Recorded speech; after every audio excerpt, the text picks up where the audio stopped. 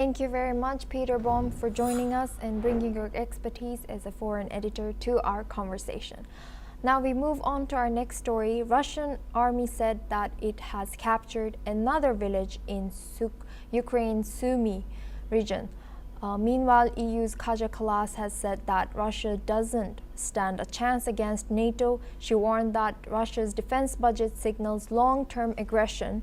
The EU is focusing on raising funds and easing regulations to support its defense industry.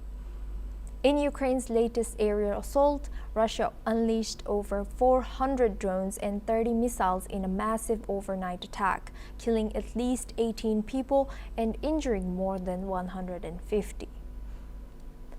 The capital Kyiv was the worst hit. A missile destroyed part of a 9-story residential building, leaving 16 people dead, while 2 others died in Odessa. President Zelensky called it pure terrorism and declared a day of mourning. Earlier at the G7 summit in Canada, French President Emmanuel Macron slammed Vladimir Putin's complete cynicism, accusing him of exploiting global distractions to intensify attacks on civilians. Now we have Thomas Porteous joining us for this report, and he's an anchor and correspondent at NewsX World. Thomas, what more can you tell us about this current situation between Ukraine, Iran, also G7? Well, yes, Zoom, we've had many developments both on the diplomatic front and on the battleground in recent days. At the forefront of that diplomatic front is the G7 talks in Banff, Canada, which Zelensky was invited along to. There was hopes of a possible Trump-Zelensky meeting. However, both of leaders have now left, with that meeting ultimately not occurring. Trump did leave early due to these rising tensions in the Middle East that you have raised previously. This obviously follows a phone call between Trump and Putin that happened on the 15th of this month, saying that there will be further talks towards this peace deal on June the 22nd. Direct talks between Ukraine and Russia.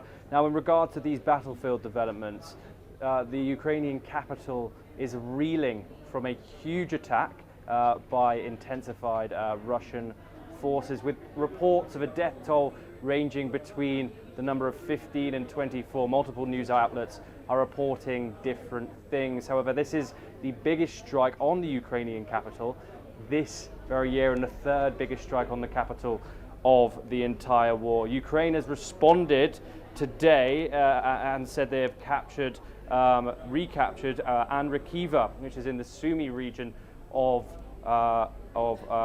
Ukraine, which they've reclaimed back from Russian troops.